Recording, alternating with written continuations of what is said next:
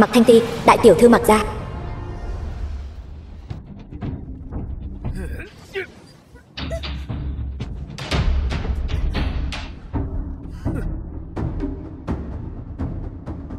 Tiểu mỹ nữ, đem thứ vừa rồi ở hội đấu giá, có được. Giao ra đây. Dựa vào cái gì? Ngươi đừng tưởng chỉ là trúng một trưởng của ta đơn giản như vậy chứ. Ngươi Thủ cung xa. Ta đoán hiện tại ngươi nhất định đang vô cùng nóng rực, đặc biệt mong chờ có một nam nhân đến ân ái với ngươi đúng không? Nhắc nhở ngươi một chút, thứ ta dùng chính là Cửu Dương Tinh Trưởng. Nếu ngươi muốn dùng nội lực loại bỏ chất độc, chỉ càng phản tác dụng thôi. Nơi hoang vu hẻo lánh này làm gì có ai khác.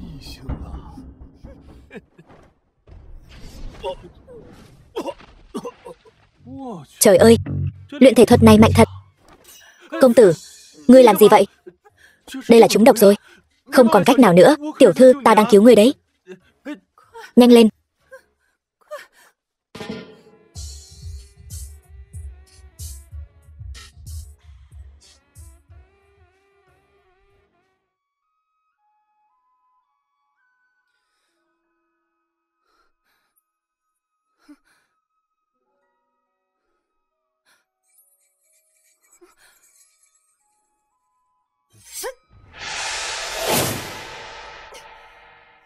Sao cô lại lấy oán báo ơn như vậy? Là ta cứu cô. Chuyện hôm nay ta mong ngươi hãy quên đi. Nếu không, đến tận chân trời góc bể, ta nhất định sẽ lấy mạng ngươi. Đúng là không phân biệt phải trái.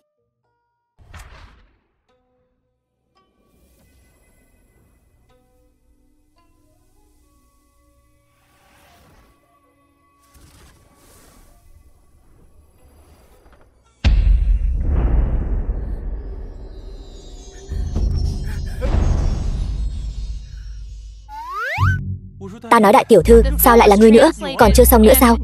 Ta xem ngươi chạy đi đâu.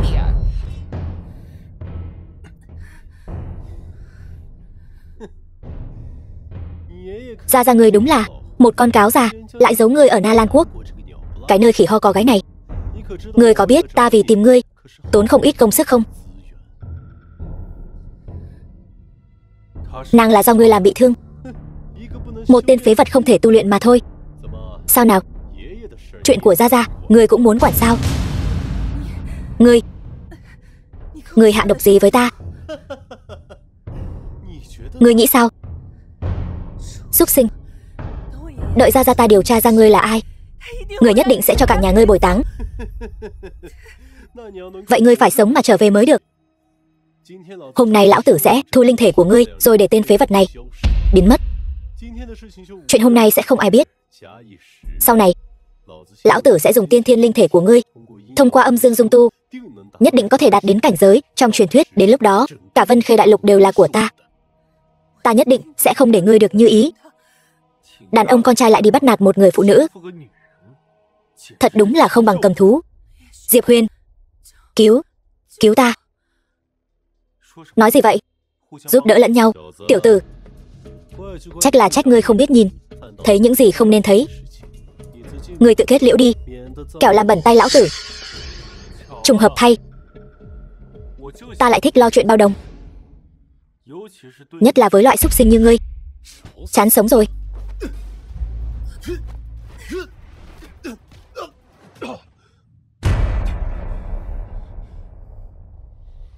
Người rốt cuộc là ai? Người có thể khiến người biến mất.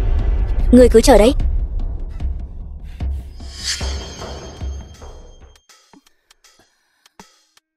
Đại tiểu thư, người nhất định không được xảy ra chuyện gì. Ta muốn từ trên người ngươi moi chút tài nguyên tu luyện. Không, ta muốn mượn một chút tài nguyên từ trên người ngươi tu luyện.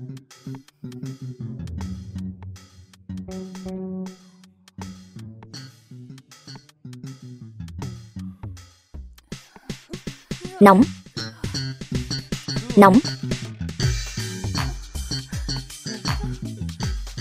Ngươi đây là sao lại đến nữa rồi?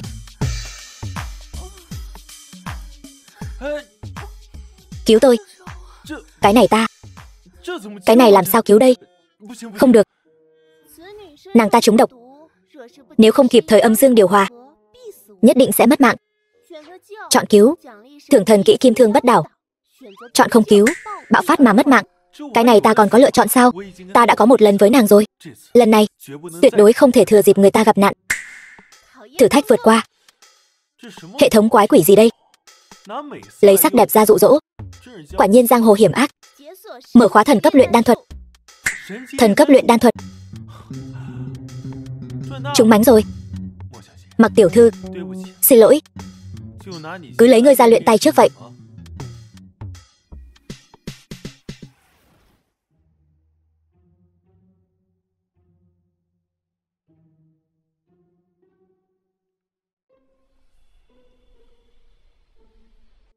Thật là phiền phức. Ta làm vậy là để cứu ngươi. Hy vọng ngươi tỉnh lại sẽ chịu trách nhiệm với ta.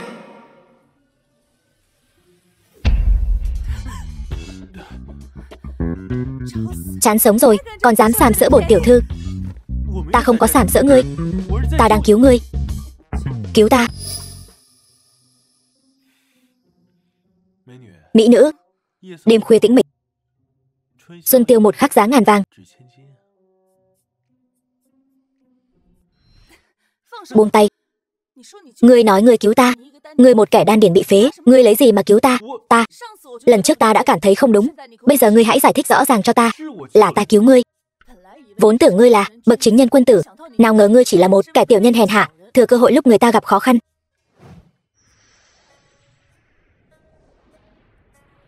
Quả nhiên đã giải được. Quả thật là hắn làm. Viên thuốc mà ngươi uống là tự tay ta luyện chế cho ngươi. Thôi đi, ta chúng phải Cửu Dương Tình đan.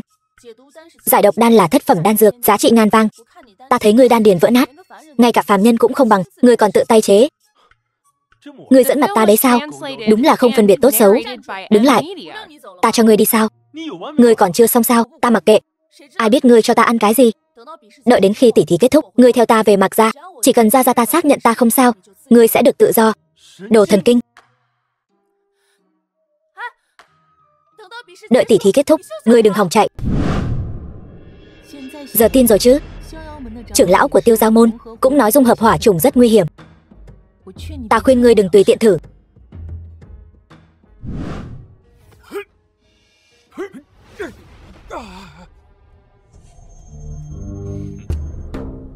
Diệp Huyền, để đồ lại. Ta sẽ tha tội tử cho ngươi. Cho dù ngươi may mắn có được bảo vật thì đã sao? Giữ được bảo vật mới là vương đạo. Các ngươi có ý gì? Diệp Huyền thắng trận đấu, nhận thưởng là lẽ đương nhiên. Các ngươi làm vậy không sợ bị thiên hạ chê cười sao? Thiên hạ có chê cười hay không, bọn ta không biết. Nhưng ta biết, vào ngày này năm sau chính là ngày giỗ của các ngươi. Lão già các ngươi còn muốn cướp đồ của ta sao? Nằm mơ. Diệp Huyền, với thực lực của ba người bọn chúng, ngươi không thể nào chống lại được. Chạy mau, mặc kệ ta. Mạnh Vãn Thu, ngươi đừng có xen vào việc của người khác. Có thể bảo đảm Thần Vũ Tông của ngươi an toàn vô sự, nếu không ắt sẽ gặp đại họa. Mạnh Vãn Thu, hy vọng ngươi sẽ lựa chọn sáng suốt.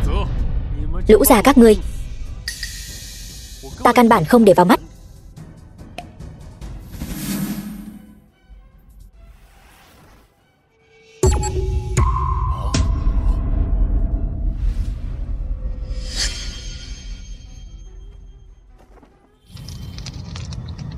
Phí của trời. Hai vị trưởng lão, nếu có thể giúp Đan Tông ta có được hỏa trùng, Đan Tông nguyện ý tặng hai vị trưởng lão mỗi một người một viên Thái Huyền đan, giúp hai vị tiến thêm một bước. Được.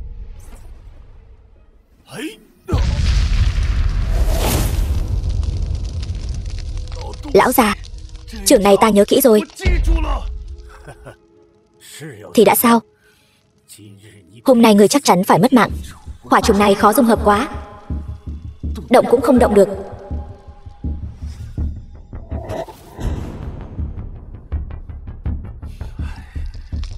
Chẳng lẽ ta thật sự sắp mất mạng rồi sao? Thái cực âm dương bàn, thể tu lục phẩm, hỏa trùng hoàn toàn dung hợp. Thông báo hệ thống, tỷ thí tông môn đạt hạng nhất, nhận được phần thưởng, cảnh giới tăng lên.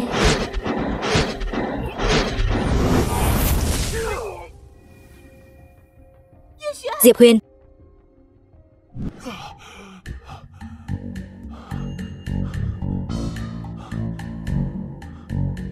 Ta chưa mất mạng.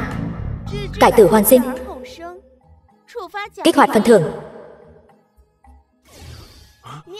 Niết bàn tinh thần bất diệt.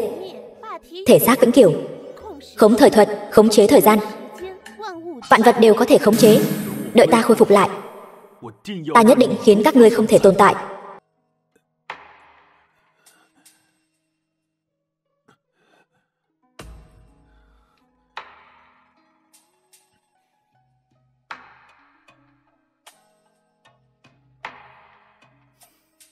Ngươi tỉnh rồi. Uống thuốc này đi. Lần này là ta cứu ngươi. Đúng vậy. Lần này là ngươi cứu ta. Lần trước ta cứu ngươi. Chúng ta huề nhau rồi. Đi thôi. Đi đâu? Đi theo ta gặp ông nội ta. Ngươi cho ta uống đan dược không rõ lai lịch. Phải xác nhận ta không sao, rồi ngươi mới được đi.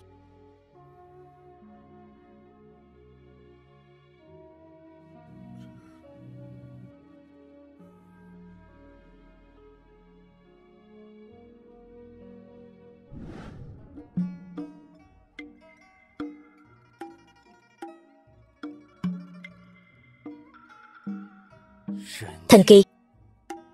Quá thần kỳ. Trưởng môn Mặc gia, Mặc Tử Cao. Không chỉ thân thể con không có vấn đề, mà ngay cả ám thương trước đó cũng hoàn toàn bị loại bỏ. Ông nội, ông chắc chứ? Ở Vân Khê Đại Lục này, e rằng chỉ có con mới dám nghi ngờ lão già này thôi. Sao nào, ta không lừa cô chứ? Tạm tin là ngươi cứu ta. Chó cắn lã động tân. Ngươi mắng ai là chó đấy? Trước đây ta đã nghe ngươi nói một lần rồi. Đây không phải lời mắng người. Đây là một câu tục ngữ. Thôi đi, nói ngươi cũng không hiểu. Bây giờ ngươi đã khỏe rồi, ta có thể đi được chưa? Người đàn ông này là sao vậy? Bản tiểu thư bình thường ra ngoài đều là tiêu điểm. Hình như trong mắt người đàn ông này ta rất đáng ghét. Ngươi vội đi vậy sao? Chẳng lẽ ngươi luyến tiếc? Ai luyến tiếc ngươi? Ngươi, ta không muốn nhìn thấy ngươi nữa.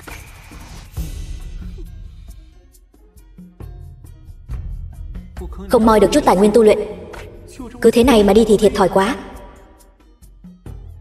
Quả nhiên, bọn đàn ông các ngươi đều cùng một ruột. Ta thấy ngươi và đám đàn ông thối tha đó cũng chẳng khác gì nhau. Mặc lão gia, ta đã cứu tiểu thư nhà các người. Mặc ra các người không có chút thành ý nào sao?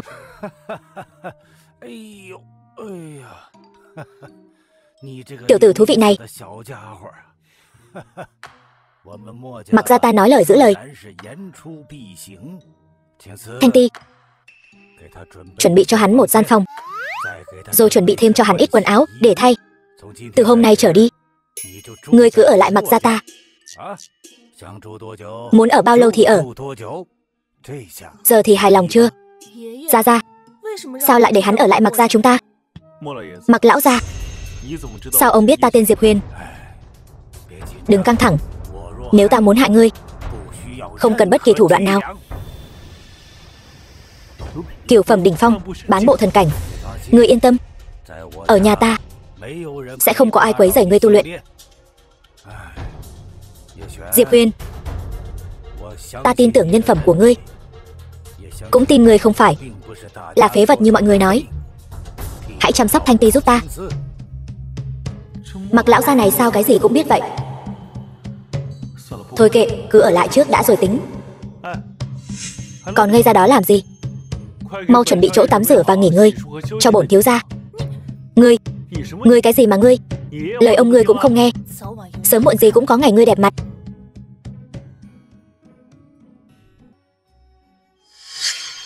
Ngươi cứ bám theo bọn ta làm gì? Chân mọc trên người ta, liên quan gì đến ngươi? Ngươi nhìn cái gì? Ta mặc thế này thì thôi đi. Sao hai người cũng ăn mặc thế này? Vào thành phải kín đáo, không thể để người khác thấy. Chúng ta rất giàu có. Diệp Huyền ca ca, muội tên là Mạc Thanh Tuyết, là muội muội của tỷ ấy. Rất vui được làm quen với huynh.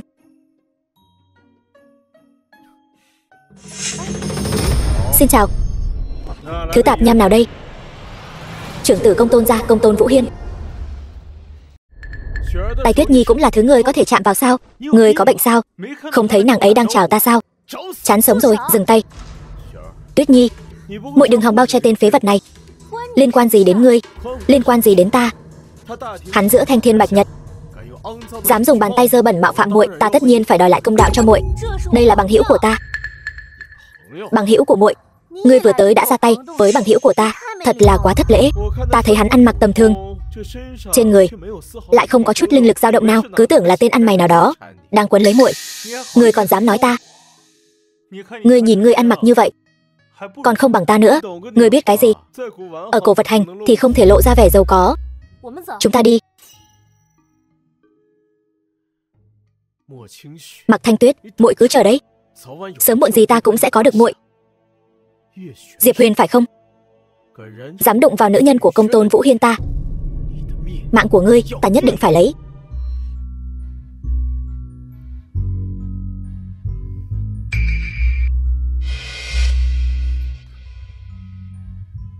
Tiểu Tuyết, không phải chứ?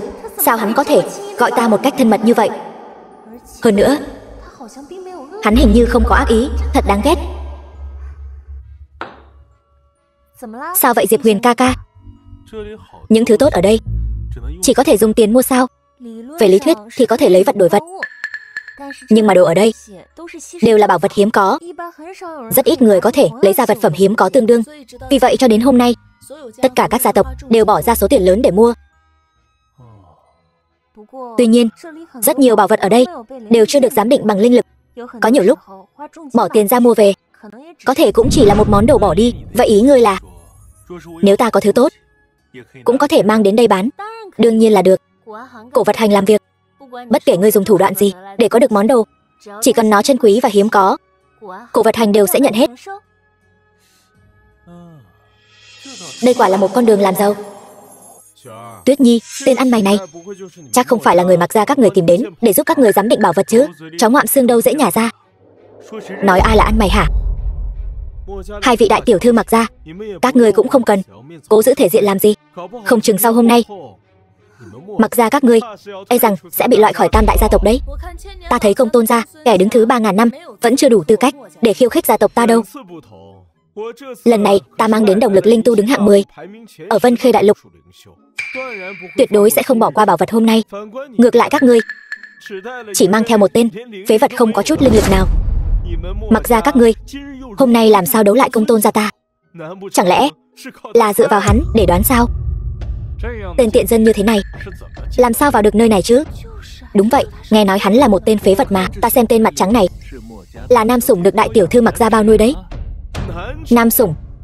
Đúng, chó cưng. Nam sủng? Nam sủng hả? Công Tôn Vũ Hiên, người đang nói nhảm gì vậy hả? Toàn nói ra những lời dơ bẩn, thật ghê tởm. Tên tiểu tử, cho ngươi một cơ hội gọi 3 tiếng ông nội. Hôm nay ta có thể tha cho ngươi tội tử. Mau nhìn cái bộ dạng của ngươi kia, không chỉ có tướng mạo gian xảo mà nói năng cũng chẳng ra gì. Cái vẻ mặt này thật là hèn hạ đến cùng cực. Đúng là đồ rác rưởi, không có nội hàm. Khốn kiếp, người của Mạc gia ta không dám động vào, nhưng loại sâu bọ như ngươi, ta có thể xử ngươi bất cứ lúc nào. Xử ta? Vậy ngươi cũng phải có bản lĩnh đó mới được. Công Tôn huynh, đừng chấp nhặt với một tên tiện dân. Nhị công tử Gia Cát gia, Gia Cát Kính.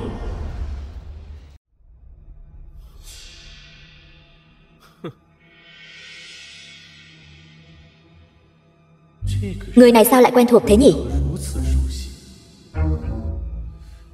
Thì ra là hắn. Người nghĩ ta sẽ mắc phải kế khích tướng của ngươi sao? Hãy trân trọng đại hội giám bảo này đi. Đây là lần cuối cùng ngươi được tham gia, bởi vì ra khỏi hội trường này chính là ngày giỗ của ngươi. Hãy trân trọng người tham gia đại hội giám bảo lần này đi. Nhỡ đâu Công Tôn gia nhà các ngươi chỉ còn cái tên thì sao? Tiểu tử, ngựa non háu đá, không sợ ta có thể hiểu được, nhưng cái giá phải trả chính là cả nhà ngươi đều phải chôn cùng ngươi. Những gì ta nói chỉ là sự thật thôi. Còn cái tên mà ngươi dẫn theo, động lực linh tu gì đó, ta thấy cũng chỉ là đồ bỏ đi như ngươi thôi. Chán sống rồi. Xin lỗi nhé tiểu đệ, ta không có ý nhắm vào ngươi đâu. Ta muốn nói là tất cả mọi người ở đây đều là đồ bỏ đi. Ngươi là tên nào ở đâu tới, dám ngông cuồng như vậy, không biết tốt xấu, dám công khai đắc tội với bọn ta, quá đáng lắm rồi. Đợi đại hội giám bảo kết thúc, ta nhất định phải dạy dỗ tên phế vật ba hoa trích chòe này. Khí phách thật đấy. Diệp Huyền, ngươi làm gì vậy? Ta vốn không muốn dính dáng đến mấy chuyện rắc rối của các thế gia các ngươi. Hôm nay ta lại muốn tham gia một chút. Ai hỏi ngươi chuyện này chứ? Công khai gây thù chuốc oán như vậy, mặc ra bọn ta làm sao mà sống nổi ở Vân Khê đại lục này. Yên tâm, từ hôm nay trở đi, mặc ra nhất định sẽ áp đảo quân hùng. Thú vị đấy. Xem ra là những cổ thế gia chúng ta đều bế quan quá lâu rồi. Bây giờ ngay cả một tên tiện dân bình thường cũng không coi chúng ta ra gì. Công Tôn huynh, lát nữa khi bóp mất mạng tên tiểu tử này, nhớ gọi ta nhé.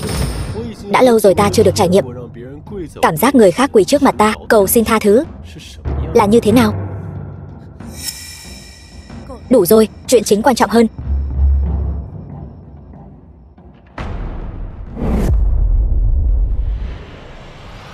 Chấp pháp đại nhân, Lăng Thất Công. Chắc hẳn mọi người đều đã nghe nói, mấy hôm trước chúng ta đã phát hiện ra một vùng đất phi thăng. Những trí bảo bên trong đều là thứ có thể thay đổi vận mệnh gia tộc của các vị. Hôm nay ta sẽ nguyên vẹn trình bày cho mọi người. Về phần mọi người có thể nhận được bao nhiêu thì phải xem sự an bài của số mệnh.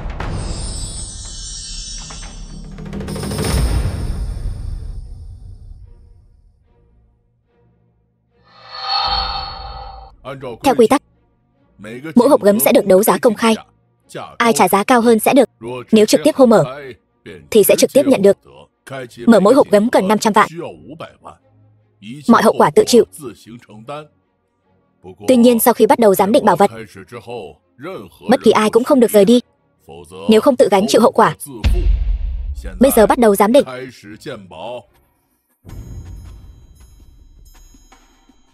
Thế nào? Thiếu chủ, quả nhiên đây là di vật của cao thủ thiên ngoại giới. Ấn chú bao phủ nó quá mạnh, ta chỉ có thể nhìn thấy lờ mờ. Bên trong có linh lực dao động nhưng không nhìn rõ giá trị của nó. Quả nhiên, những thứ tốt đều đi kèm với rủi ro lớn. Chờ chút nữa, xem phản ứng của mọi người rồi quyết định. Đã nhìn rõ chưa? Thiếu chủ, tuy nhìn không rõ lắm, nhưng nhờ sự ban phước của ngài, đại khái có thể nhìn ra hình dạng của nó. Hình như là một viên linh dược. Lờ mờ thấy có vân đan xuất hiện. Nếu không có gì bất ngờ, chắc chỉ là một viên đan dược lục phẩm. Đan dược lục phẩm sao? Ra là vậy. Thanh Tuyết, sao rồi? Tỷ, không nhìn ra được. Ấn chú này quá mạnh. Ta chỉ thấy một vật màu đen. Vậy cũng không thể nào ước lượng giá trị của nó. Một vật màu đen. Vậy thôi đi. Mục tiêu lần này của chúng ta chắc chắn không phải là cái này. Nhỡ may đấu giá được, có thể sẽ bị lỗ. Mở. Chúc mừng Mặc Gia nhận được trí bảo đầu tiên.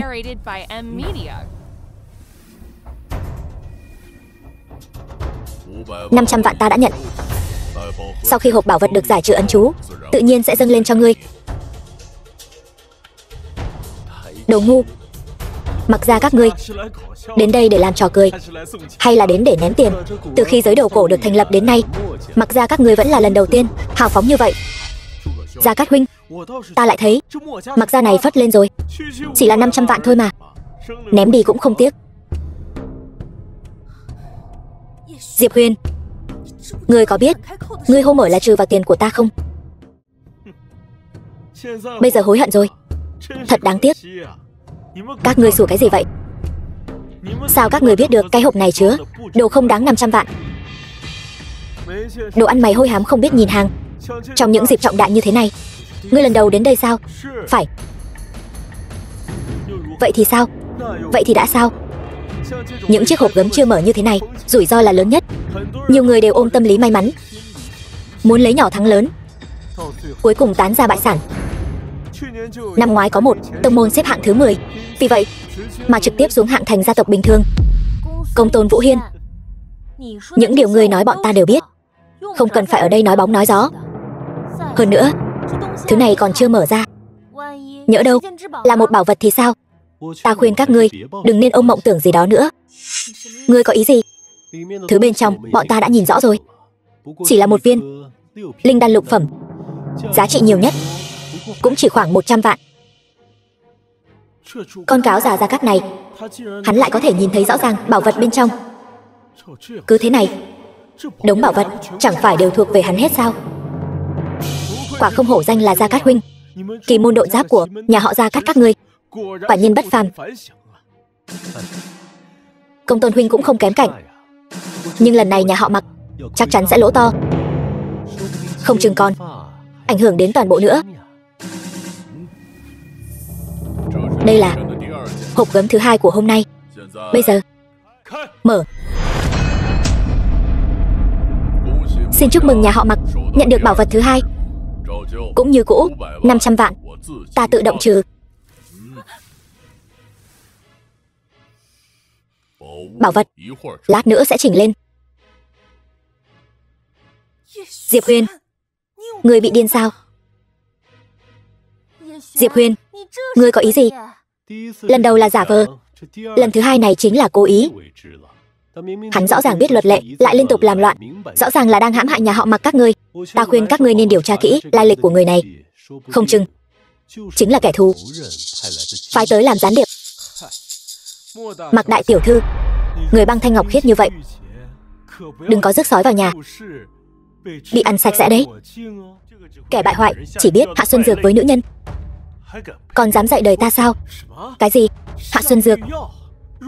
Thủ đoạn đê tiện, hèn hạ như vậy, không ngờ lại là do Gia Cát huynh làm ra. Vớ vẩn. Diệp Huyền, từ nhỏ đến lớn, ngươi là kẻ đầu tiên dám trêu chọc ta, nhưng ngươi cũng là kẻ cuối cùng. Sau khi phiên đấu giá kết thúc, ngươi chắc chắn phải mất mạng. Đồ ngu. Hôm đó ở Na Lan Quốc, người hại ta thật sự là Gia Cát Kính sao? Chuyện này ngươi có thể đi điều tra. Gia ngươi đã giao phó người cho ta, ta đương nhiên phải bảo vệ ngươi, tuyệt đối sẽ không lừa ngươi. Chư vị, trước khi bảo vật thứ 3 được mở ra, chúng ta hãy xem qua bảo vật đầu tiên mà Mặc gia thu được. Một viên đan dược lục phẩm. Đan dược lục phẩm. Ta nhìn hình thức, giá trị tối đa cũng chỉ 100 vạn, có thể chỉ đáng 50 vạn thôi. Mặc đại tiểu thư, lần này các ngươi lỗ to rồi, thật làm ta buồn cười quá đi mất. Bỏ ra 500 vạn chỉ để mua thứ này.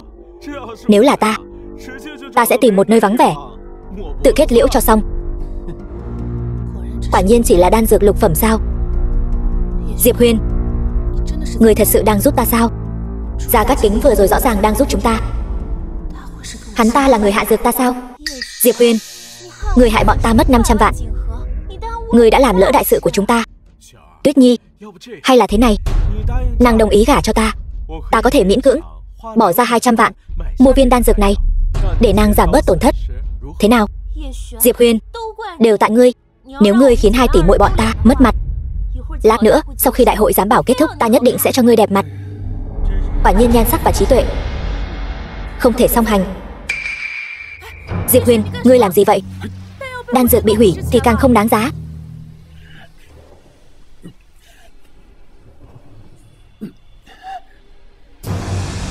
Sao hả?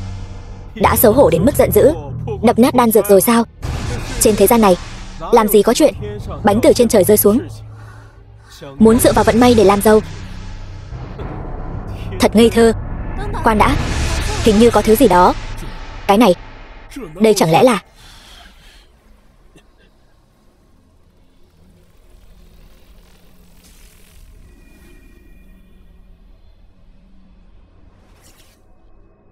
Đây là đan linh. Sao có thể? Đây lại là đan linh trong truyền thuyết. Đồ vô dụng. Bảo vật cực phẩm như vậy mà cũng không nhận ra. Người bị mù rồi sao? Người điên rồi sao? Đan linh sánh ngang cao thủ cửu phẩm, tay người chẳng lẽ không cần nữa sao? Một kẻ gặp vận may gì đó, lại chưa từng thấy sự đời, chỉ là tên ngốc mà thôi. Đan linh trong truyền thuyết cũng dám tay không bắt lấy. Chấp pháp đại nhân, nếu tên ngốc này không thu được đan linh này, có phải là kẻ có năng lực được sở hữu rồi chứ? Đó là lẽ tất nhiên. Nếu Mạc gia không thu phục được, chúng ta ở đây đều có quyền thu phục.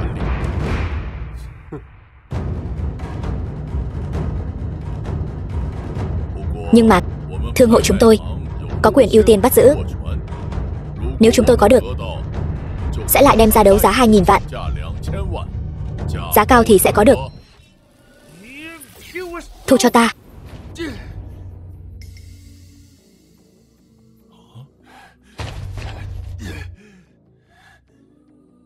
Cầm lấy.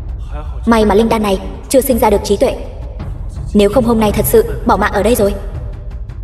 Đế đan thần cấp có thể cho ngươi trực tiếp đột phá thiên kiếp, giúp ngươi đạt tới thất phẩm đỉnh phong. Chuyện tránh được thiên kiếp là thật sao? Không sai. Coi như ngươi may mắn. Phế vật, còn ngây ra đó làm gì? Cầm lấy đi.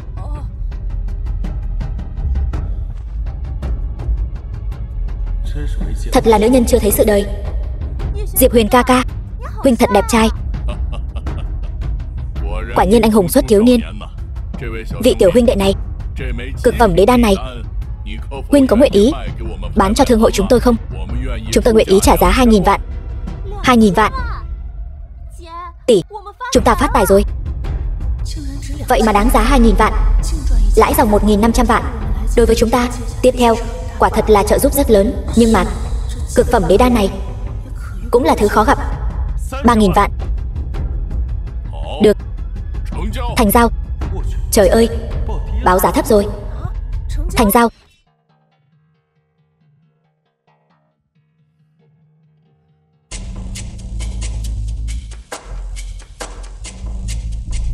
Giám bảo đại hội mới chỉ bắt đầu. Các người bất quá chỉ là vận may tốt một chút mà thôi, có gì mà phải ngạo mạn. Đúng vậy, một viên đan dược có đan linh cũng có thể bán được. Bộ dạng chưa từng thấy tiền. Các người đây là ăn không được nho thì nói nho chua sao? Ăn không được nho, không ăn được nho nói nho chua. Văn hay, vài chữ đơn giản có thể khái quát một câu nói sống động như vậy. Không ngờ ngươi lại am hiểu văn hóa đến như vậy, không đơn giản, không tầm thường. Tiểu Tuyết, muội muốn nói là bụng chứa sách vở, khí chất tựa hoa phải không? Bụng chứa sách vở, khí chất tựa hoa. Huynh nói đúng, không ăn được nho nói nho chua. Không ngờ ngươi lại có chút văn vẻ đấy chứ. Tài hoa, các ngươi đều là lũ mù chữ, đúng là đồ quê mùa. Văn vẻ thì ăn được sao? Tiền mới là vương đạo. Có tí văn hóa đã. Tự mãn. Lát nữa sẽ có lúc ngươi quỳ xuống xin tha. Gia Cát lão huynh, có khả năng nào? Ngươi muốn nói là đắc ý. Ngươi dám sửa lời ta, chán sống rồi. Được rồi, đây là cổ vật hành, không phải đại hội văn hào, cũng không phải võ đài. Mọi người yên lặng. Bây giờ ta sẽ mở bảo hộp thứ 3. Mở. Tên nhóc này, ngươi cố ý phải không? Ngươi như vậy còn để bọn ta giám định bảo vật nữa không? Chấp pháp đại nhân, tên nhóc này cố tình đến quấy rối, ta đề nghị trực tiếp trục xuất hắn ra ngoài. Vị tiểu huynh đệ này, ngươi cứ luôn mở mà không nhìn. Tuy không vi phạm quy tắc, nhưng đối với những người khác có phải là bất công không? Bất công? Sao lại nói vậy? Đây là đại hội giám định bảo vật. Cẩm hộp vừa lấy ra ngươi đã hô mở. Chúng ta ở đây nhiều người như vậy, còn chưa kịp nhìn đã bị người mua mất rồi. Ngươi hiểu giám định bảo vật, ngươi có thể phân biệt tốt xấu sao? Huống hồ cứ để hắn hô lên như vậy, hôm nay mọi người e rằng không có cơ hội cạnh tranh công bằng. Ta tin đây cũng là cảnh tượng mà cổ vật hành các ngươi không muốn thấy đâu. Đúng thế, cứ tiếp tục như vậy sao hả? Có bản lĩnh thì cũng dám hô mở đi. Các ngươi không có bản lĩnh cũng chẳng gan dạ, ở đây nổi điên vô ích làm gì? Hơn nữa chấp pháp đại nhân, ngài nói một đằng làm một nẻo, tự mình đặt ra quy tắc lại tự mình lật đổ, e rằng cổ vật hành của ngài sớm muộn gì cũng phải đóng cửa. Chuyện này, chấp pháp đại nhân, chúng ta ở đây nhiều người như vậy đều có thể làm chứng cho ngươi. Các ngươi không tùy ý thay đổi quy tắc, ta không tin. thiên hạ này lại đều tin lời gièm pha của hắn.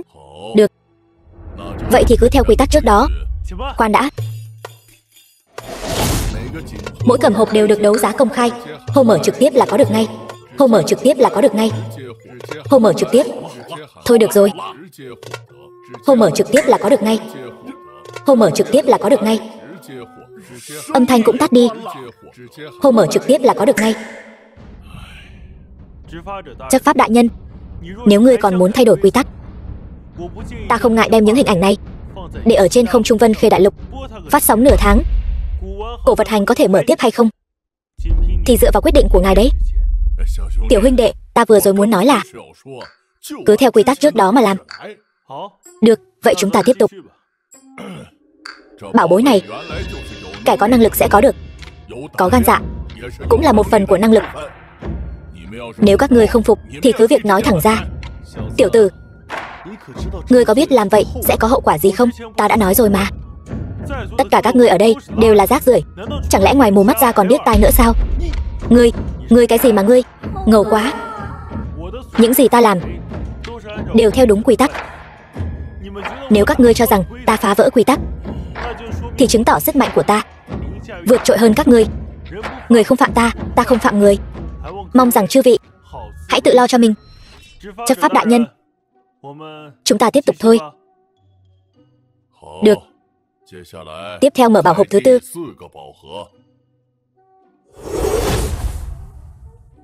Mở. Thứ 5. Mở. Ngươi. Thứ 6. Thế nào? Ngươi nhìn rõ chưa? Ta nhìn thấy rồi. Mở. Mở. Gia Cát Kính đại ca, huynh nhìn rõ chưa? Dĩ nhiên. May mà ta phản ứng nhanh, nếu không lại bỏ lỡ một bảo vật. Gấp cái gì? Bổn công tử có tranh với người đâu. Cho hỏi, nhà sĩ ở đâu? Khốn kiếp. Ra khỏi cửa rẽ trái. Bên trong là thứ gì? Thiếu chủ, bên trong là một quyển trục. Rất có thể là thứ mà chúng ta đang tìm. Nhanh lên, chấp pháp đại nhân, ta muốn xem bảo vật của ta. Được, giải phong ấn cho hắn. Làm tốt lắm. Khi trở về tông môn, ta nhất định sẽ hậu tạ ngươi. Đa tạ thiếu chủ, chúc mừng Gia Cát gia đã có được thiên giai công pháp. Sao có thể? Thiên giai công pháp? Chẳng lẽ Gia Cát Kính thật sự lấy được rồi?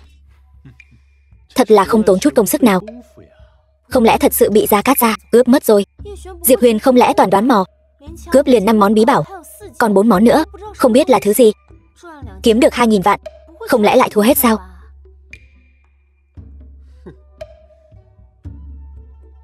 Vận may rốt cuộc chỉ là thứ yếu. Sức mạnh mới là chính đạo.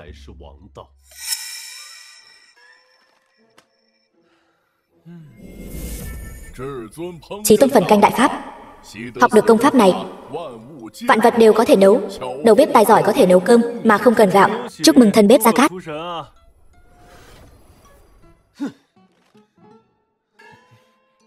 Thứ vô dụng. Thứ 7. Mở. Thứ 8. Mở. Thứ 9. Mở. Thứ 10. Mở. Thứ 11. Mở. Thứ 29. Mở. Mở. Mở. Mở. Mở. Mở. Món cuối cùng. Món này là thứ tốt.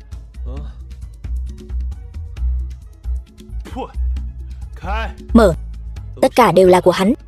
Mệt quá. Hủy diệt đi. Diệp Huyền, ngươi tưởng đang mở túi mù sao? Tổng cộng 30 cái hộp gấm, ngươi tự mở 16 cái. Ngươi rốt cuộc có nắm chắc không vậy? Yên tâm đi, Diệp Huyền ta làm việc luôn luôn rất ổn. Diệp Huyền, ta nhất định sẽ không để ngươi nhìn thấy mặt trời ngày mai. Ta không tin. 16 cái của ngươi đều là bảo vật. Huống chi, cho dù là bảo vật thì đã sao? Có thể giữ được những bảo vật này mới là vương đạo. Diệp Huyền, để đồ lại. sẽ chừa cho ngươi con đường sống. Cho dù ngươi vận may tốt, có được bảo vật thì đã sao? Giữ được bảo vật mới là vương đạo. Gia Cát Kính, hy vọng ngươi tự lo liệu cho tốt. Nếu không... Được rồi, phần hộp gấm đã kết thúc rồi. Bảo vật tiếp theo này chắc hẳn mọi người đều sẽ cảm thấy hứng thú.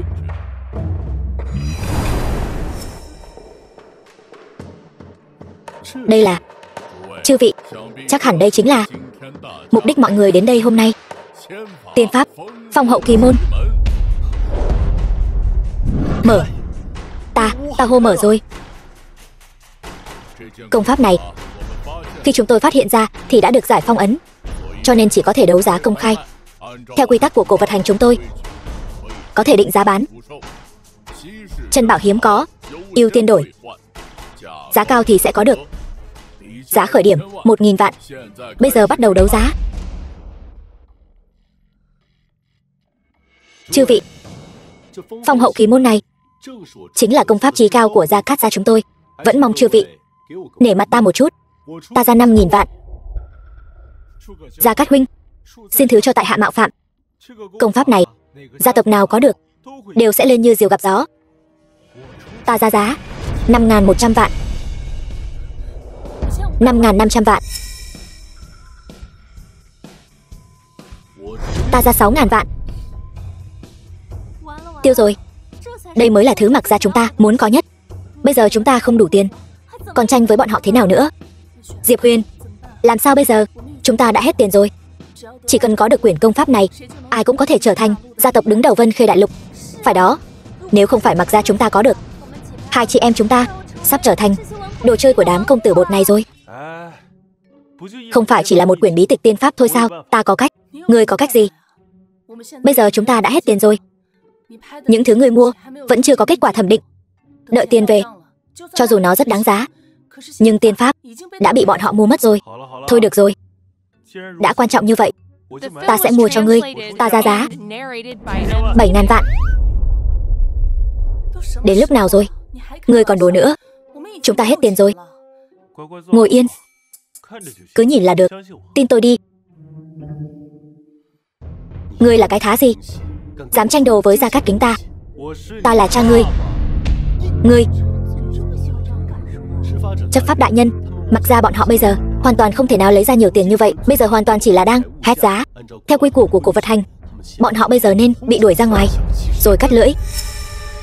Đúng, phế hắn đi. Tên này tâm thuật bất chính, đầu óc toàn tà đạo, bây giờ lại ở đây ảnh hưởng đến trật tự. Tội không thể tha thứ. Chấp pháp đại nhân, ngài phải cho chúng tôi các gia tộc một lời giải thích. Nếu không, cổ vật hành này của ngài e là danh tiếng sẽ bị hủy hoại. Tiểu tử, nể tình Mặc ra các ngươi, lần này ta có thể tha cho ngươi một lần, nhưng nếu tái phạm cũng đừng trách ta không khách khí.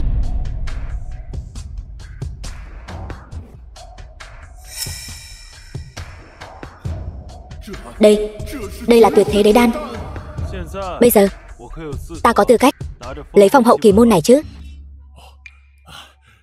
Diệp Huyền huynh đệ, đương nhiên huynh có tư cách cạnh tranh. Sao có thể? Hắn lại có tuyệt thế đế đan. Giả, chắc chắn là giả.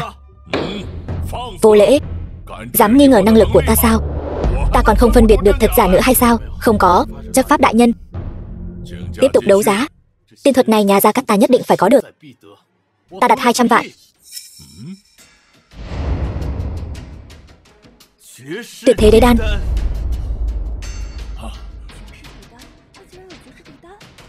Thằng nhãi này rốt cuộc là có lai lịch gì? Được, ta ra 300 vạn, cộng thêm một bộ linh mạch cực phẩm. Quả nhiên là Gia Cát huynh, thật là ra tay hào phóng. Công tôn gia ta thật sự không sánh bằng. Xem ra Phong Hậu Kỳ Môn này Gia Cát huynh tối nay thế nào cũng phải có được. Ngươi lấy gì mà đấu với ta? Ngươi lại có tư cách gì tranh đồ với Gia Cát Kính ta? Sau hôm nay, ta nhất định phải lấy mạng ngươi.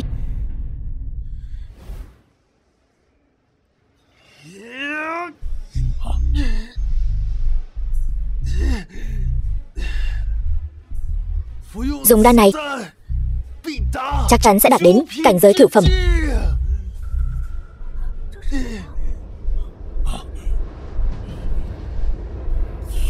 thiên địa pháp tắc. Đây thật sự là đế tiên đan.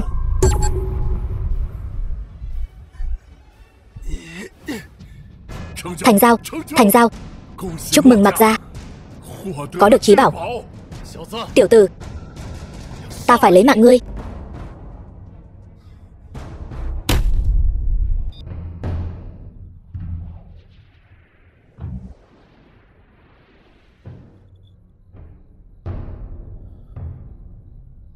Chẳng lẽ người thời nay dừng bước dưới thần cảnh là vì cố chấp bảo thủ, duy chỉ có phá rồi mới lập, mới có thể phá vỡ trói buộc, đạt đến cảnh giới truyền thuyết kia. Phá rồi mới lập, làm ta hết hồn. Bà cô, linh hồn ta bị trọng thương, ngươi định bồi thường ta thế nào? Ngươi tự mình không cảm nhận được thì đó là vấn đề của ngươi, liên quan gì đến bổn tiểu thư? Ta vừa rồi đang ngộ đạo, ngươi đột nhiên xuất hiện, cảm quan của ta đều mất hết. Đó là do ngươi tự mình không cảnh giác. Sao lại trách ta? Ngươi thật sự là giải thích với phụ nữ, chẳng khác nào tự tìm đường mất mạng. Được rồi, bà cô, xin lỗi, ta sai rồi. Không chọc nổi thì ta còn có thể tránh. Đứng lại. Lại làm sao nữa? Ta không có gì. Tóm lại ngươi không được đi. Ta biết rồi. Ngươi biết cái gì?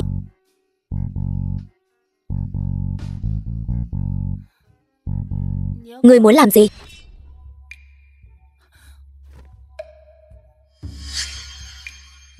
Ngươi có phải thích ta rồi không? Đáng ghét. Ngươi sao lại mặt dày như vậy?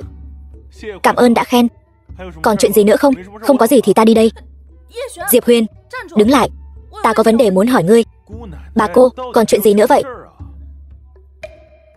Cái mà ngươi nói là phá rồi lập là có ý gì? Chỉ vậy thôi. Dĩ nhiên là không.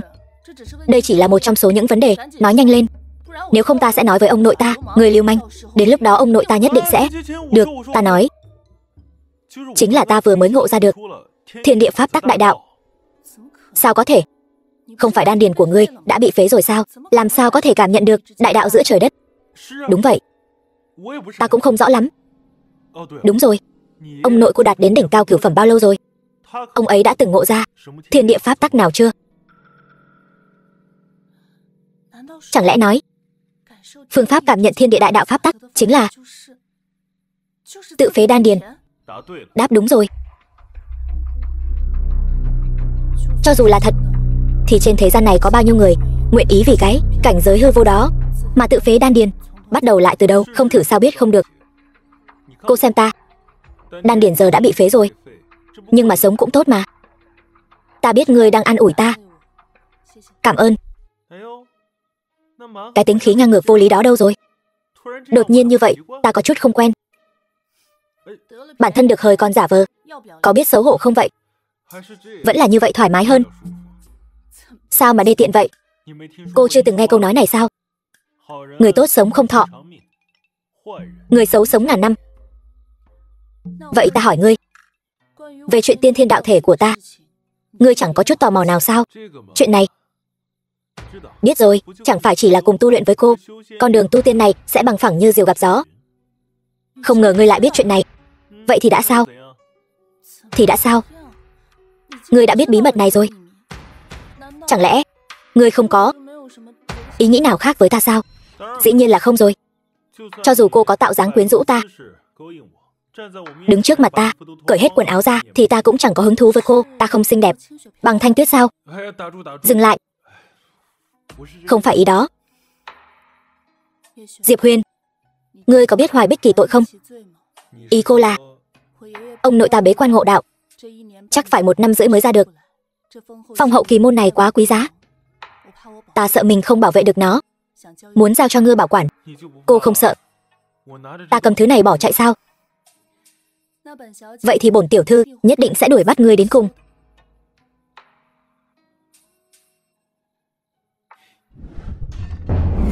Ngươi nói gì?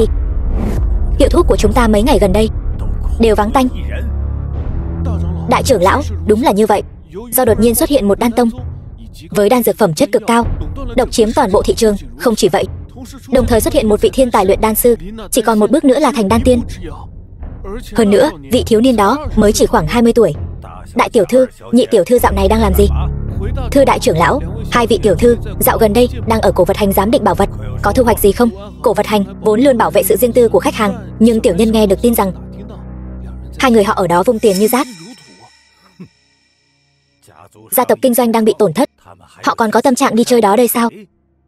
Đi, gọi họ đến đây cho ta. Vâng.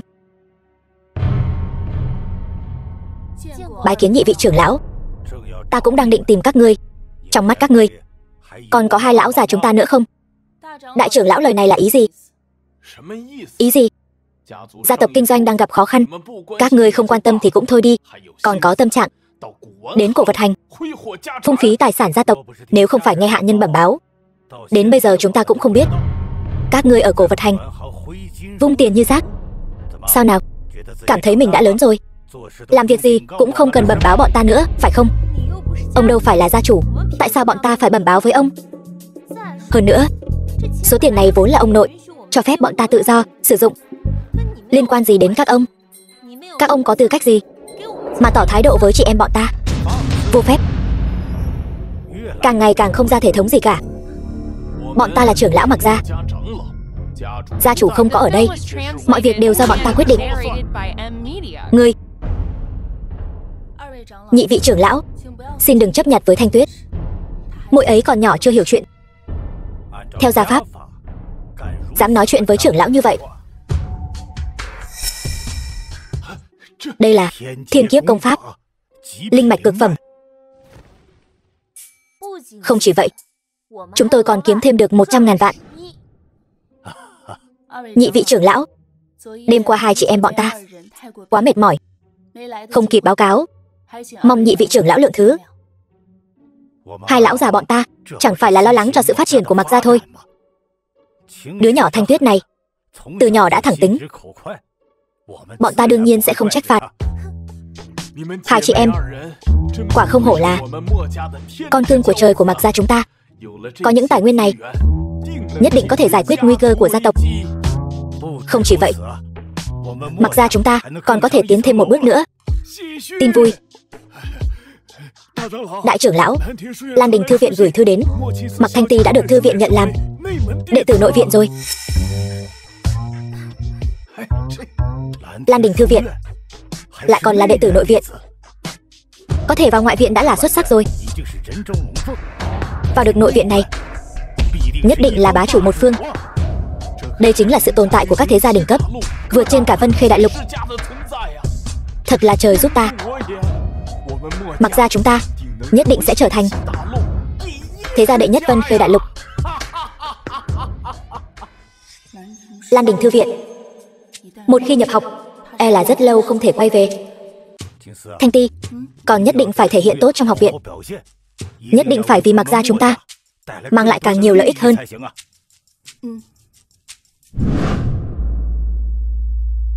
Thư của Lan Đình thư viện tới, ngài được học viện nhận làm đệ tử nội viện. Còn một việc nữa, nói người ngài muốn tìm đã tìm được rồi. Biết rồi.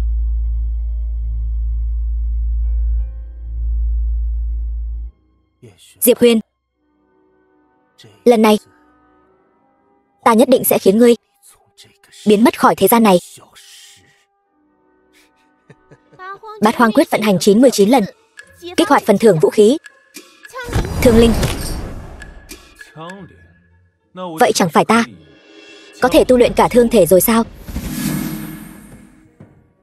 Lão bằng hữu, những năm qua ngươi vất vả rồi. Từ hôm nay trở đi, ngươi đồng hành cùng ta. Thương còn, ta còn.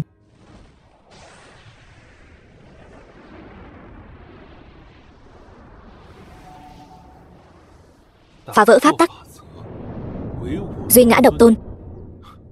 Tên hay đấy.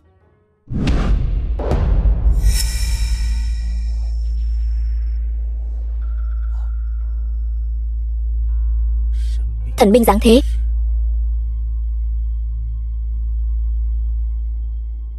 Trưởng lão, vừa rồi ngài có cảm ứng được gì không? Đây là khí tức của thần binh. dốc toàn lực đi tìm cho ta. Bất kể giá nào, cũng phải có được nó.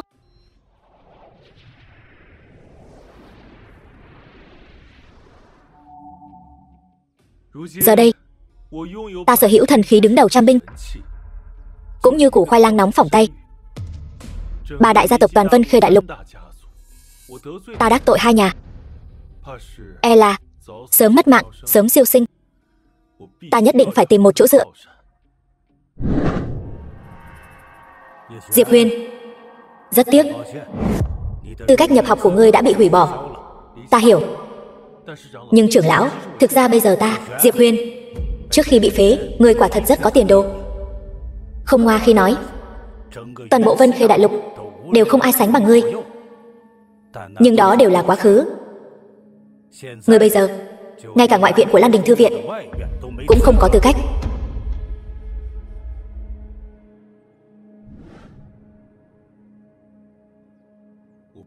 Ta phải quay lại Lan Đình Thư Viện. Sư phụ, đến học viện xin cô chiếu cố nhiều hơn. Sao ngươi lại tới đây? Ta có việc tìm ngươi. Diệp Huyền, nếu có việc, chúng ta nói chuyện sau. Ngươi bây giờ hãy về trước đi. Đã tới rồi, nói cho rõ ràng, để ta khỏi phải chạy thêm một chuyến nữa. Ngươi chính là Diệp Huyền. Khí tức mạnh thật. Lão nương đang hỏi ngươi đó. Ngươi nhìn đủ chưa?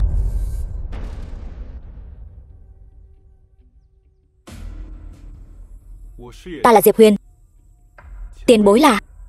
Ta đến từ Lan Đình Thư Viện, là sư phụ của Thanh Ti. Lần này ta đến là để đón Thanh Ti về.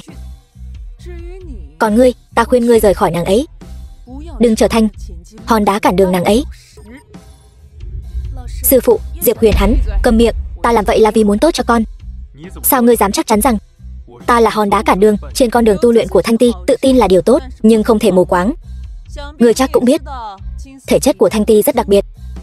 Tốc độ tu luyện của nàng không phải thứ ngươi có thể tưởng tượng được. Đến khi vào thư viện, ta nhất định có thể giành được những tài nguyên tu luyện tốt nhất cho nàng. Đến lúc đó, vị trí đệ tử đứng đầu của thư viện chắc chắn thuộc về nàng. Còn hai người vốn dĩ không cùng đường, nhưng mà cái gì? Cưỡng ép ở bên nhau chỉ khiến ngươi càng thêm đau khổ. Có lẽ bây giờ ngươi chưa cảm thấy, nhưng khi khoảng cách giữa hai người ngày càng xa, ngươi sẽ phát hiện ra cảm giác chênh lệch này sẽ dày vào ngươi sống trong đau khổ. Không chỉ vậy, Thanh Ti vừa xinh đẹp lại vừa có thiên phú, đến khi vào thư viện chắc chắn sẽ gây chấn động. Những người theo đuổi nàng ở thư viện sẽ càng nhiều không đếm xuể. Thật ra ta cũng không tệ. Không biết thì không có tội. Cho dù chỉ là đệ tử ngoại viện của thư viện, khi đến Vân Khê Đại Lục của các ngươi vẫn có thể trở thành một nhân vật tầm cỡ. Hai người nếu ở bên nhau sẽ không chỉ đơn giản là đau khổ.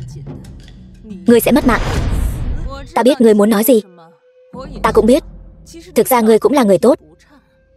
Nhưng tình yêu không có vật chất, chỉ là lời nói suông. Thanh Ti, sau khi trở thành đệ tử đứng đầu của thư viện, sẽ đến vạn pháp vũ trụ, tham gia đại hội thư viện 10 năm một lần. Đến lúc đó, nàng sẽ được nhiều thế lực lớn chú ý đến, cũng sẽ được nhiều thanh niên tuấn kiệt theo đuổi. Tóm lại, Thanh Ti sẽ ngày càng ưu tú. Còn ngươi, dù có cố gắng thế nào, cũng chỉ là ếch ngồi đáy giếng, khó mà ngóc đầu lên được. Lời ta nói thẳng thắn vậy đấy. Ta nói xong rồi. Ngươi đi đi. Khoan đã. Tính khí của ta không được tốt lắm đâu.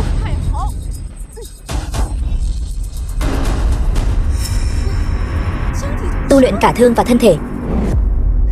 Diệp công tử, những lời vừa rồi coi như ta chưa nói, để ta sắp xếp lại ngôn từ.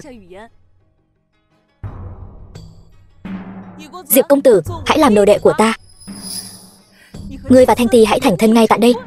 Ta sẽ làm người chứng hôn cho hai người. Ai dám phản đối, lão nương sẽ xử hắn ngay lập tức. Con đàn bà này thật vô liêm sỉ, thay đổi cũng nhanh quá đấy. Sư phụ, con không nói muốn thành thân với Diệp Huyền. Được thôi. Được rồi, ta đồng ý. Hai người không cần hỏi ý kiến ta sao? Thanh Ti, sau này Diệp Huyền chính là bạn đồng tu của con. Hai đứa phải chăm sóc lẫn nhau.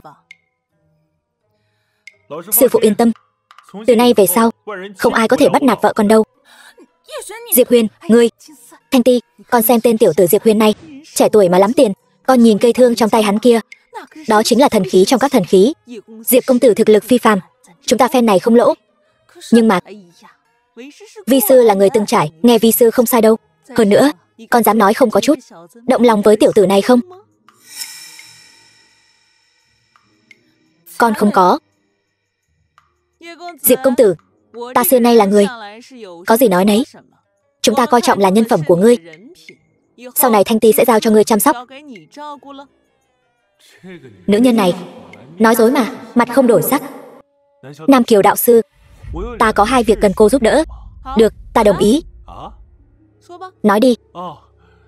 Việc thứ nhất là khi tôi ở Vân Khê Đại Lục,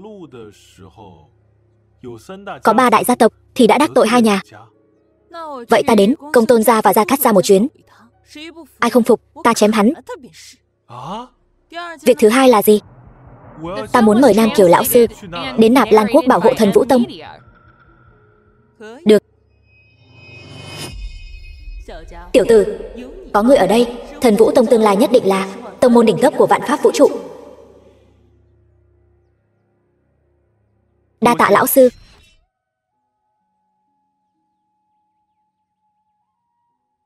Diệp Huyền, thư viện này không giống bên ngoài.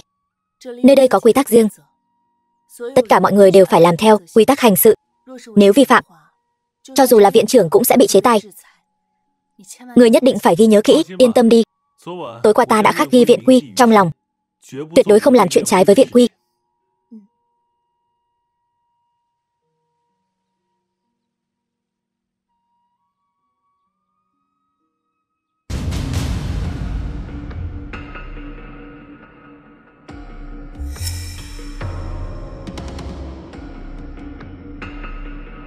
Hoành trưởng lão, Diệp Huyền, ngươi đến làm gì? Ta đến làm thủ tục nhập học. Lúc trước là ta nói không đủ rõ ràng. Ngươi đã bị hủy bỏ tư cách nhập học rồi. Mau chóng rời đi. Ta hiện là học trò của Nam Kiều đạo sư. Vớ vẩn. Nam Kiều đạo sư chính là một trong 3 vị đạo sư của thư viện. Còn lằng nhằng nữa thì đừng trách ta không khách khí với ngươi. Hoành trưởng lão, ta kính trọng ngài là bậc trưởng bối, cho nên đối với ngài lễ phép cung kính. Ta nói ta là học trò của Nam Kiều đạo sư, ngài không điều tra rõ ràng đã vội vàng kết luận, nói năng bừa bãi, e là có chút quá mức cẩu thả rồi. Hơn nữa, cho dù ta không phải, chẳng lẽ ta cũng không thể tham gia kỳ thi nhập học hôm nay sao? Được thôi, ngươi nói ngươi là học trò của Nam Kiều đạo sư, có tín vật của nàng ta không? Nam Kiều đạo sư chưa từng đưa ta tín vật gì. Tiểu tử, ngươi coi thư viện ta là cái gì? Ở đây nói năng hàm hồ. Có tin bây giờ ta bắt ngươi giao cho thư viện xử lý không? Ta đã nói rồi, Nam Kiều đạo sư chưa từng đưa ta tín vật gì. Ta có phải hay không? Các ngươi hỏi một câu là biết ngay, vô lễ. Ngươi xem sư phụ Nam Kiều là cái gì? Nếu ai ai cũng như ngươi đều nói là học trò của nàng, chẳng lẽ chúng ta đều phải từng người đi hỏi sao? Ta thấy ngươi hoàn toàn là lười biếng gian xảo. Ta thấy ngươi chính là cố ý lừa ta, lấy tín vật gì đó làm lý do. Lão già, Diệp Huyền, đừng manh động. Quả thực có tín vật. Vậy ta có thể là hôm qua quá vội vàng, sư phụ quên đưa cho ngươi rồi. Cái này không phải lừa người sao? Tiểu tử ngươi cũng không xem Lan Đình thư viện là nơi nào, dám ở đây giở trò bịp bợm. Người đâu? Bắt hắn lại cho ta. Khoan đã. Hoành trưởng lão, xin lỗi, ta sơ suất rồi. Được, xem thái độ nhận lỗi của tiểu tử ngươi, tích cực thành thật, tạm tha cho ngươi, còn không mau chóng rời đi. Hoành trưởng lão, nếu ta không có tín vật nhưng cũng có tư cách tham gia khảo thí chứ? Tiểu tử ngươi thật là mặt dày vô sỉ, phế vật không có đan điền cũng vọng tưởng bay lên trời. Được, vậy ta sẽ thành toàn cho ngươi, kẻo người ngoài nói thư viện ta xem người mà phân biệt đối xử.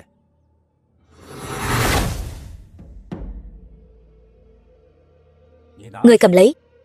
Vận chuyển công pháp của ngươi là thiên tài hay kẻ tầm thường, ta nhìn là biết ngay.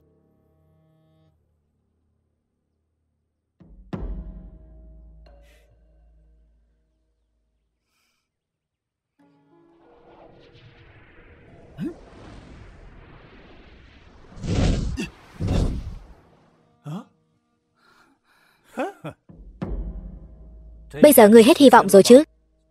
Quạ đen cũng muốn biến thành Phượng Hoàng, còn không mau chóng rời đi. Đừng cản trở những thí sinh khác khảo thí. Hoành trưởng lão. Thanh Ti tiểu thư, có việc gì vậy? Trưởng lão, xin hỏi ngài viên trắc linh ngọc này là đặc biệt chuẩn bị cho linh tu sao? Thanh Ti tiểu thư, cô hỏi câu này hơi thừa rồi đấy. Ta không phải chuẩn bị cho linh tu. Chẳng lẽ là chuẩn bị cho phế nhân như Diệp Huyền sao? Trưởng lão, ta khuyên ngươi nói chuyện đừng quá cay nghiệt, kẻo đến lúc tự vả vào mặt mình thì không hay đâu. Thanh Ti tiểu thư, tuy cô là đệ tử của Nam Kiều sư phụ, nhưng ta cũng là trưởng lão của thư viện, vẫn có thể thay thư viện trừng phạt ngươi. Ta khuyên ngươi tốt nhất nên tôn trọng ta một chút. Hoành trưởng lão tự mình không có kiến thức, lấy trắc linh ngọc ra khảo thí thể tu. Ngươi thật không biết xấu hổ. Thể tu, Thanh Ti tiểu thư, ngươi mới vừa vào viện, ta khuyên ngươi đừng xen vào việc của người khác. Vào ngày đầu tiên đã nói năng bừa bãi, đối với sự phát triển tiếp theo của ngươi không có lợi ích gì. Không biết điều.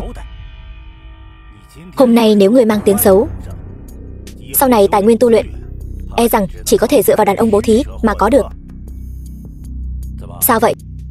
Thanh Ti tiểu thư vào viện không phải để tu luyện, là muốn chọn một tấm chồng giàu sang sao? Hoành trưởng lão, ta đã nói rồi, ta là thể tu, ngươi là thể tu. Ngươi có biết thể tu là loại tồn tại như thế nào không?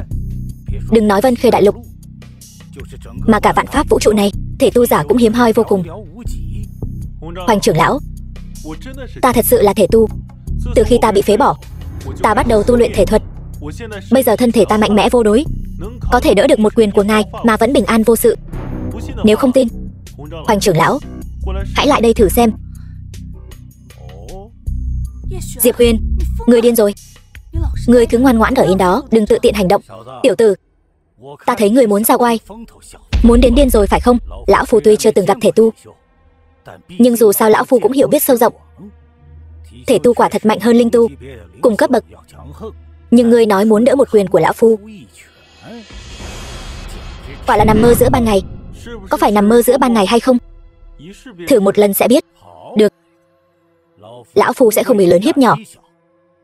Ta sẽ tự hạ cảnh giới xuống ngũ phẩm, thử xem thực lực của ngươi thế nào. Nếu ngươi thật sự là thể tu, thư viện ta tất nhiên sẽ tiếp nhận ngươi. Chán sống rồi.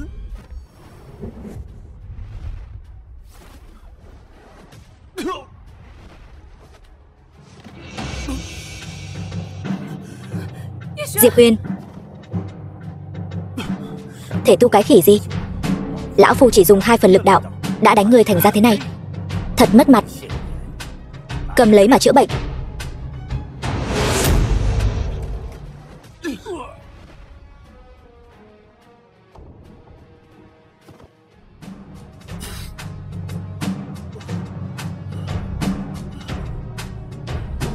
Ngươi dám phế đan điền của ta? Diệp Huyền, huynh đang làm gì vậy? Huynh đã hứa với ta sẽ không phạm luật mà. Bây giờ đánh trọng thương trưởng lão, huynh sẽ bị đuổi khỏi thư viện đó. Ta không quan tâm hắn là ai, bắt nạt ta thì còn được, nhưng sỉ nhục cô thì không được. Hắn sợ ta bị bắt nạt sao? Diệp Huyền, ngươi gây họa lớn rồi. Sư phụ, ngươi còn biết ta là sư phụ ngươi sao? Thanh Ti, con vào thư viện trước đi. Vâng.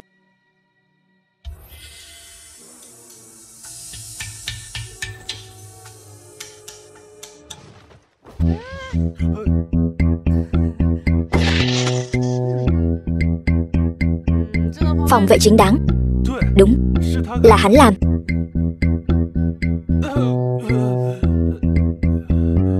Sư phụ, người xem, ta gãy mấy cái xương sườn, nội tạng đều bị thương rồi. Bớt giờ trò đi. Không quá 3 ngày, ta nhất định sẽ thăng lên bát phẩm. Đến lúc đó, cùng cấp bậc thì không có đối thủ, vượt 1 cấp ta sẽ nghiền nát, có đủ sức chiến đấu. Rốt cuộc là có ý gì? Có gì thì cứ nói thẳng. Trong 10 năm đại hội, ta không có đối thủ. Bọn họ tùy ý, dám ở Lan Đình Thư viện ra tay đánh người, chán sống rồi. Cút cho bà. Nam Kiều lão sư, hắn ra tay đánh trọng thương trưởng lão thư viện. Đây chính là tội tử. Ngươi chắc chắn muốn bao che hắn sao? Ai nói ta muốn bao che hắn? Chẳng lẽ chỉ cho phép người khác ra tay làm đệ tử ta bị thương, không cho phép đệ tử ta tự vệ chính đáng sao? Cái này gọi là tự vệ chính đáng. Hắn ta suýt nữa thì đánh mất mạng người rồi. Đúng vậy. Nam Kiều lão sư, cô có thấy sự việc xảy ra không? Tất nhiên là không. Nếu đã như vậy, vậy xin Nam Kiều lão sư lui sang một bên. Ta muốn đưa hắn đến chấp pháp đường, nghe theo sự phân xử. Từ từ, người tự nói đi. Hai vị đại ca, vừa rồi hai vị cũng ở hiện trường. Ta hỏi các vị, có phải Hoành trưởng lão ra tay trước không? Quả thật là vậy. Chỉ có điều, người xem, rõ ràng là hắn ra tay trước. Không phải, ngươi. Phản khách thành chủ, mặt dày mày dạn, kích hoạt thành tựu, thần xác này không cần cũng được. Thưởng thiên giai công pháp, hồn lìa khỏi xác, hồn phách bất diệt, chính là bất tử. Nghe ngươi chào phúng, đúng là chí mạng thật. Ta có chỗ nào mặt dày chứ?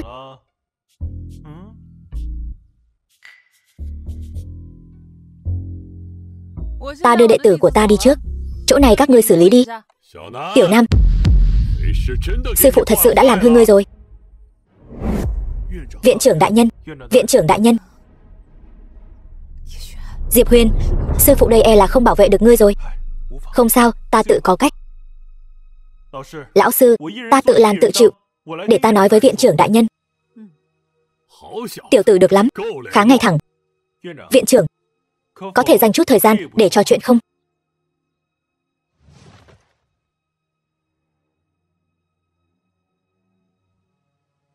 Đây là cực phẩm linh căn. Tiểu tử ngươi, đây là muốn hối lộ ta sao? Vốn tưởng ngươi là một chính nhân quân tử, nhưng tiểu tử ngươi, viện trưởng, ta có thể dẫn dắt học viện tham gia đại hội 10 năm, đảm bảo đoạt quán quân. Tiểu tử, ngươi có biết tham gia đại hội 10 năm đều là những thiên tài đỉnh cấp của các thế giới trong vạn pháp vũ trụ. Trước đây thư viện chúng ta cũng đều là những sự tồn tại để lót đường. Cuộc thi lần này, ngươi dựa vào cái gì? Ta sắp đột phá Thái Huyền cảnh. Lần đầu tiên thấy trước mặt ta mà vẫn có thể tự tin như vậy. Cũng được, lão phu sẽ thành toàn cho ngươi lần này. Không yêu cầu ngươi đoạt quán quân, chỉ cần ngươi có mặt trong 10 người đứng đầu, chuyện hôm nay sẽ coi như ngươi lập công chuộc tội. Được đấy. Đại trượng phu, một lời đã nói ra, 4 ngựa khó đuổi. Viện trưởng, hôm nay quả thật là Hoành trưởng lão ra tay trước. Hơn nữa còn sỉ nhục vị hôn thê của ta. Đệ tử quả thật là tự vệ chính đáng. Thì ra là vậy. Chuyện hôm nay quả thực là Diệp Huyền tự vệ chính đáng. Ngươi đưa Hoành trưởng lão xuống trị thương đi. Vâng. Vậy là xong rồi sao? Quyết định của vi sư. Khi nào đến lượt ngươi chất vấn? Còn không mau cút với đệ tử của ngươi đi. Vâng, lão sư.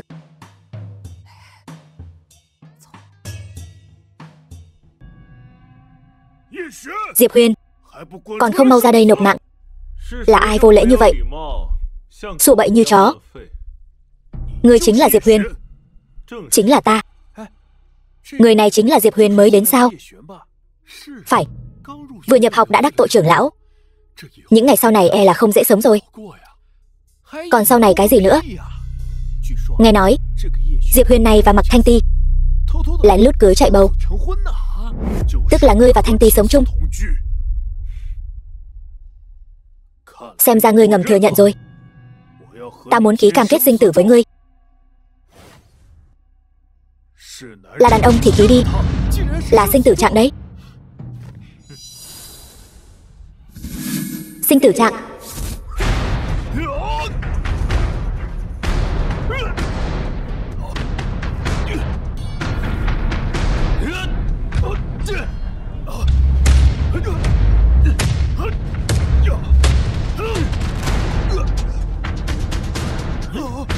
Dừng tay.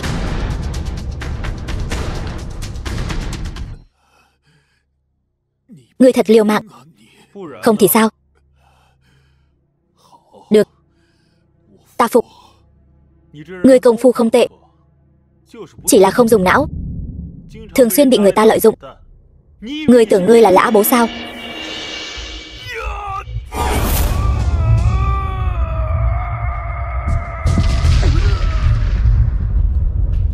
Diệp Huyền. Diệp Huyền.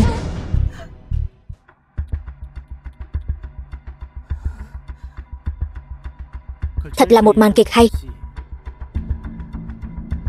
Là ngươi đã giở trò. Là ngươi hại mất mạng Diệp Huyền. Đừng có vu oan giá họa. Nam Kiều đạo sư, sự ra đi của Diệp Huyền là do Gia Cát Tần Thương lấy mạng, sao lại đổ lên đầu ta được? Vậy ngươi là ai? Tại sao ngươi lại xuất hiện ở đây?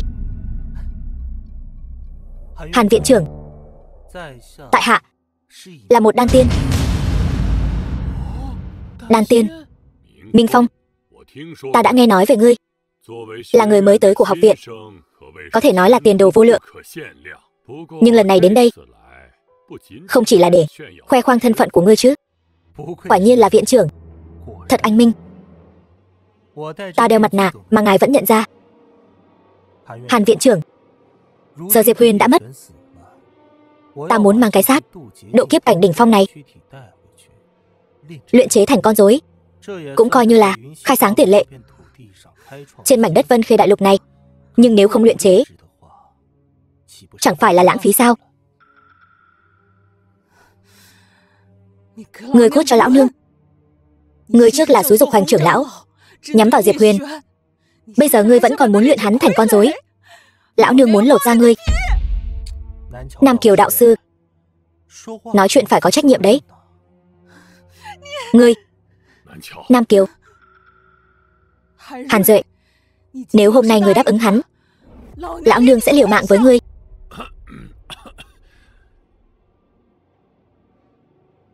Dù sao ta cũng là sư phụ của ngươi, chẳng lẽ không thể nể mặt ta một chút nào sao?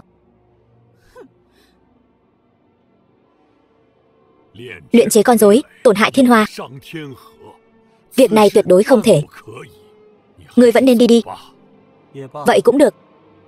Nhưng mà Hàn viện trưởng, tại hạ còn có một việc. Việc gì? Nam Kiều đạo sư trước đây vẫn luôn vì Diệp Huyền bảo hộ Thần Vũ Tông, nhưng giờ Diệp Huyền đã mất, các ngươi không cần thiết vì một thi thể tiếp tục bảo hộ Thần Vũ Tông nữa chứ. Ngươi rốt cuộc muốn làm gì? Ta chỉ muốn cùng hắn giải quyết một chút ân oán cá nhân.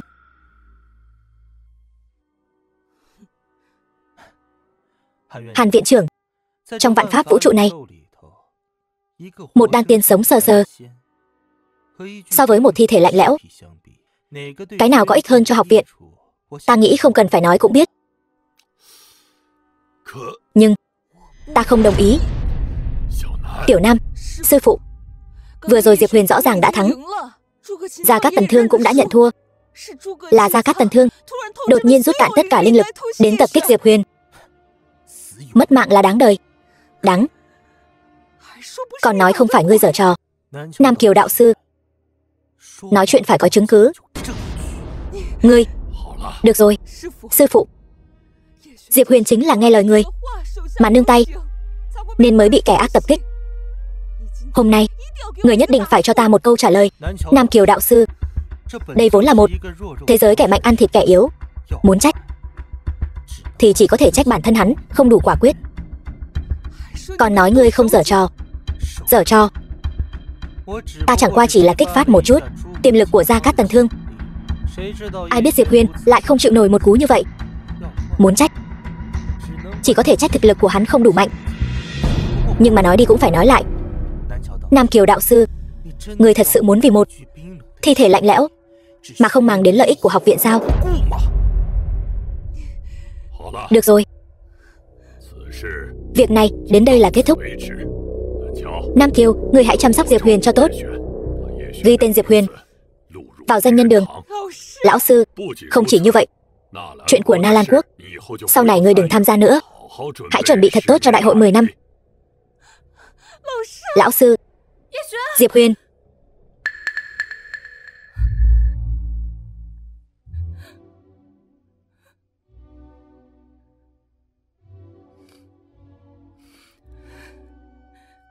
Lão sư, là ai? Thanh Ti, hiện tại ngươi vẫn chưa phải đối thủ của hắn. Nói cho ta biết, là ai?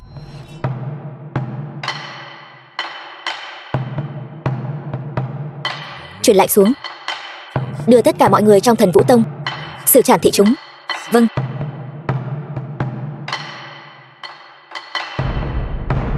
Ta sẽ báo thù cho ngươi.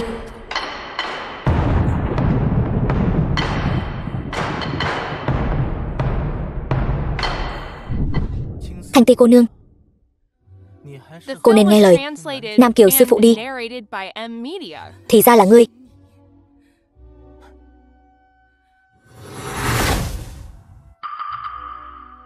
Ký vào giấy sinh tử đi. Tại sao ta phải ký? Những tên đàn ông các ngươi chẳng phải đều muốn linh thể của ta sao? Ký đi, nếu ta thua, ngươi cứ lấy.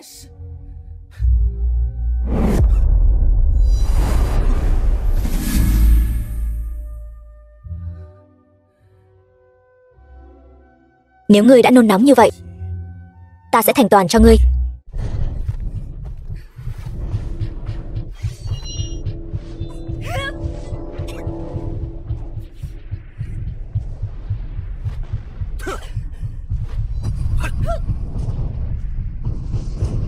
Thanh Ti cô nương, hiện tại cô vẫn chưa phải đối thủ của ta. Chỉ cần bây giờ cô theo ta, là một đôi thần tiên đồng hành cùng nhau, thế nào? Không biết điều. Mặc Thanh Ti, ta hỏi ngươi lần cuối, chỉ cần ngươi đồng ý làm đạo lữ với ta, ta sẽ tha mạng cho ngươi. Nói nhảm nhiều quá.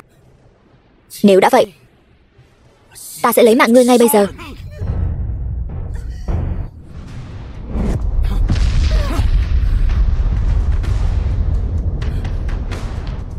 Chúng ta không phải sắp sinh con sao? Nàng định đi đâu? Diệp Huyền, nói sau đi.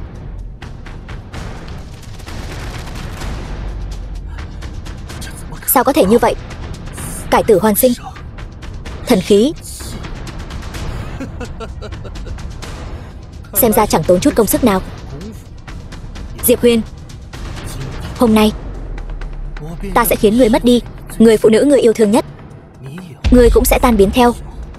Thần khí này ta sẽ thay người bảo quản.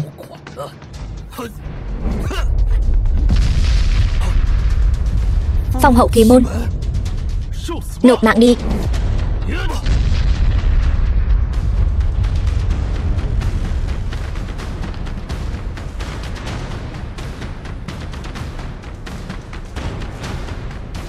Đợi phu quân trở về, chúng ta cùng sinh con, được sao?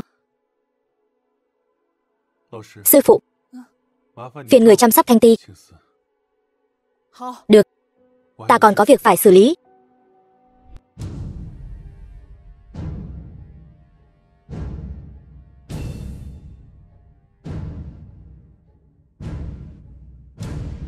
Mạnh Vãn Thu, bổn vương đã cảnh cáo ngươi, đừng vì một tên phế vật mà đối đầu với bổn vương.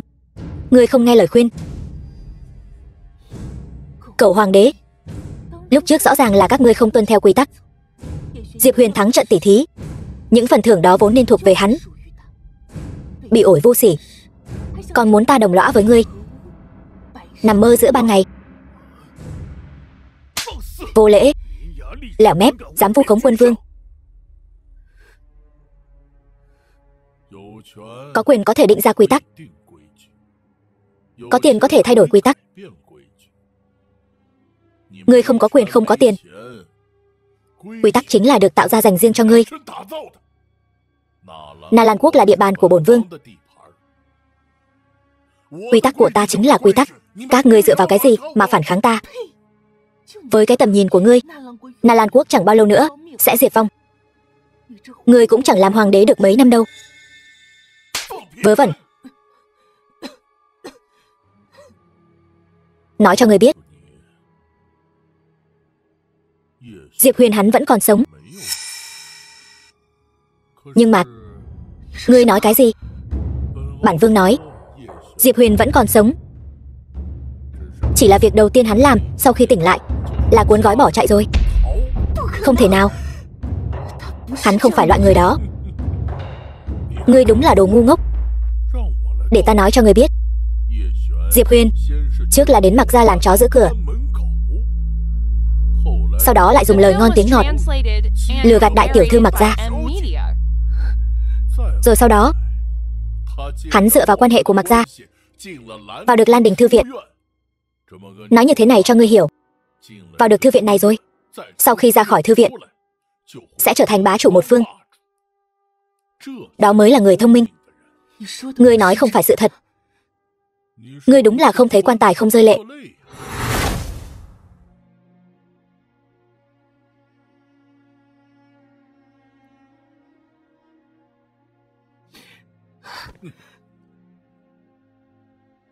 Ngươi nhìn rõ rồi chứ? Bây giờ Diệp Huyền đã là cường giả lục phẩm đỉnh phong. Tại sao không quay về Na Lan quốc để giúp ngươi? Bởi vì hắn đang bám víu quyền quý bên ngoài. Những lời tiếp theo ta không cần phải nói nhiều nữa. Lũ ngu xuẩn các ngươi. Hắn đang hưởng phúc bên ngoài, còn các ngươi lại ở đây cứ nghĩ đến chuyện bất bình vì người ta. Đều nói phản diện mất mạng vì lắm lời. Ta không nói nữa. Ta lấy mạng ngươi.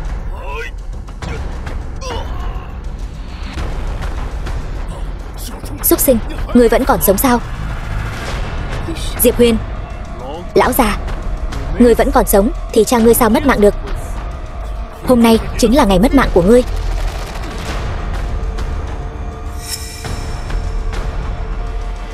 Ma tổ, ngươi vẫn còn sống.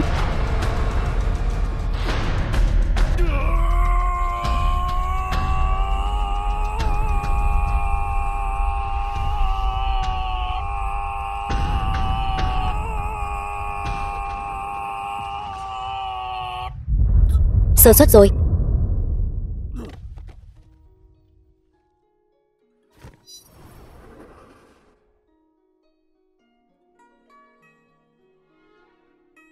Xin lỗi.